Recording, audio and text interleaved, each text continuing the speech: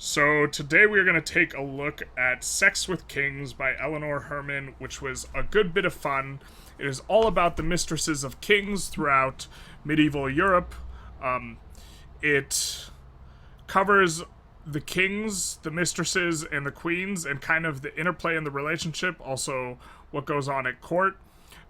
In a lot of situations, the mistresses actually had a tremendous amount of power because what would happen is the marriages were for political reasons, and almost every king had a mistress, and so like the mistress was kind of who they were really dating, and it was a very normal thing, and there was a lot of political intrigue surrounding the mistresses, because, well, obviously they have the ear of the king if they're waking up next to him, and so this book covers a lot of those romps. Not in like a lewd way, although obviously sex is a topic that's in there. There's a lot of witty kind of ways of phrasing stuff that's very entertaining. I was impressed by this book despite its low overall score. I found it quite an enjoyable read and a bit of a refresher. In regards to like reading a bunch of nonfiction, this is still nonfiction, but it was a bit more entertaining nonfiction, and so I had a good bit of fun reading it. There's like a lot of interesting stuff in there. Like sometimes the mistress, if the mistress was getting older, would protect the position of the queen out of concern that if the queen were to get removed or divorced or something like this, that a new queen would come and also supplant the mistress's place. So the way it worked is the mistress's place was very unsteady and the queen's place was very steady because the queen was like a public front both for like alliances as well as the public is generally disapproving of divorce, and so the queen is like a public figurehead, but the mistress is very replaceable, and so the mistresses would work hard to gain the king's affection slash entertain him slash like this sort of stuff. In some instances, the mistresses are effectively the ones running the country, for good or for bad. There was I can't remember examples, but like some queens kind of took all the country's money by like demanding a ton of lavish gifts, or not queens, rather mistresses, and then fled the country with their jewels. In the case of Madame de Pompadour, I'm not sure if I pronounced the name right, she actually had an extremely long period as the mistress under I think it was Louis the 14th or Louis the 15th, and she maintained this position for a very long time because she would entertain the king, and so she had like lavish sorts of dinners prepared as well as like organized was it plays and stuff like this in a special like section of the palace where that was like her section, and so it creates this sort of, you know, it's like this deeper insight where I had not previously considered all the dynamics that are possible with a mistress, but when you read them and you think through it, it's like, oh wow, all of this makes a lot of sense, you know, where like there's this bifurcation between a queen's power and a mistress's power, and sometimes the king is, you know, in love with the queen, but for the most part, or that's what it seems like for the most part in medieval Europe, the queen was more of a superficial thing, and the actual interest was in the mistress, but the queen still held power because of obvious reasons.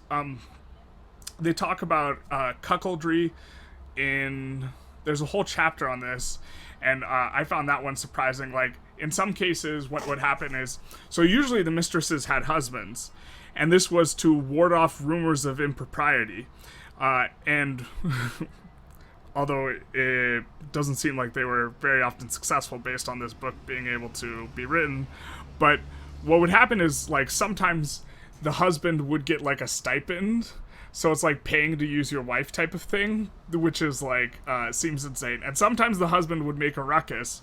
And I think the book covers a few of those cases, and like one of them, the the king just sends the husband off to war to die, basically, or something like this. Or maybe it was off to the edges of his kingdom, or like foreign courts as a diplomat. It might be the foreign courts one. But he basically just gets rid of him by saying you have to go now, but your wife can stay. And so, like, that was a good bit of fun. There's actually, I think her name is Nell. I can't quite remember the name. There's one mistress who, like, a lot of the stories about her are really funny. She's quite amusing. I'm not sure on the name. But overall, the book was a good bit of fun. A bit of a refreshing kind of read relative to a lot of what I normally read. And we'll get into the ratings. For utility, I gave it a 1.5. Maybe it should be a 1. I don't think this book is, like, useful at all. Unless, for whatever reason, having knowledge of, like, the mistresses of medieval kings is something that's useful. I can't really think of a context in which it's useful, but it is non-fiction, right? And so, it can, in theory, like, having the knowledge can be useful. I just can't really think of it. I suppose maybe if you were, like, writing a period piece, like, this would be, like, kind of an interesting thing to have. For novelty, I gave it a 5, which, so if you don't read this book, it's super whatever. I don't think this is, like, need-to-know stuff, but a lot of the stuff about the mistresses is not stuff that I would have expected or had even considered, and it seems that they actually had a relatively prominent place in court, depending on the mistress and depending on the king type of thing. So, like, in the case of Madame de Pompadour, who comes up repeatedly throughout the book, I think there's, for the most part, in different sections of the book, they cover a lot of the same mistresses, or she, rather, Eleanor. So, like, Madame de Pompadour had enormous power and was, like, an enormous force. I think she was the king's mistress for 30 years or something, like a really long period of time, which is certainly not the norm. But she's quite an interesting historical figure. And so I wasn't expecting to find out all this interesting stuff about mistresses, and so that was neat. For entertainment, I gave it an 8. The book's quite entertaining. It might be, like, the most entertaining nonfiction book I've read in a really long time. Because generally fiction is just more entertaining. But it's, and, you know, it's, like, easy to, it's not, like, narrative based. So it's basically just gossip, but gossip that's 500 years old. Is, I guess, one way you could think of it. And so, okay. For style, I gave it a 7. I liked her writing style. She's really funny in some parts, and I like that. It's not, yeah, I liked her style overall, but, like, I wouldn't, like, die on the hill defending it by saying, like, defending her honor as a writer or something like this. I really enjoyed reading it, but I don't necessarily, can't necessarily, like, call to mind, like, any, like, sentences or flourishes that were just incredible or something like this. But I liked it. I liked it, but tentatively, I suppose, based on my wanting to qualify it, but not really being able to quite well. Readability, I gave it 6.5. It's very easy information, but it's also very readable, so 6.5 seemed like a good score. And for interest, I gave it a 6. A lot of it's pretty interesting. But, you know, it's... How should I explain it? It's interesting stuff, and stuff I wouldn't have necessarily thought about, but it's entertaining in, like, a gossipy type of way more than, like, a... enormous shift to your worldview type of way, so that's why I didn't score it higher on interest, even though a lot of the stuff was stuff I didn't know, and it's entertaining to read and, like, learn about.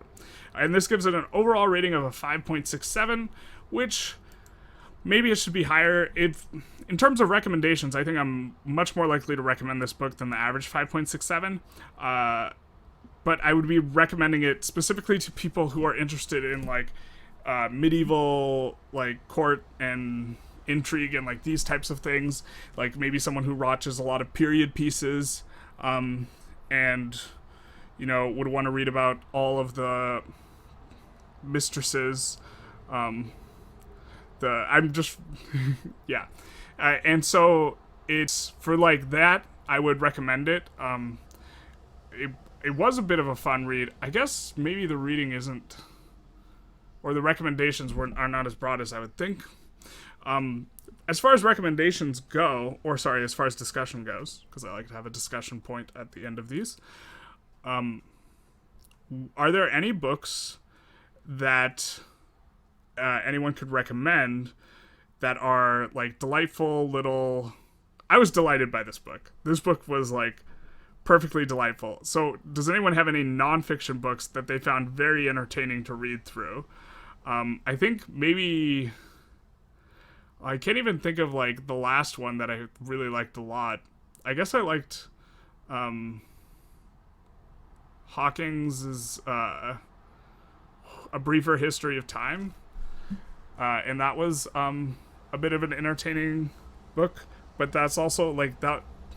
Yeah, that was entertaining. It was like more interesting and also more difficult, but it was entertaining. So if anyone has any sorts of recommendations along those lines, feel free to let me know, or any books that they think are like similar to Sex with Kings, or kind of in those veins. That would be a nice recommendation. And have a good day. Oh, do the YouTube stuff. Like, comment, subscribe, share, all the algo boosting stuff, and have a good day.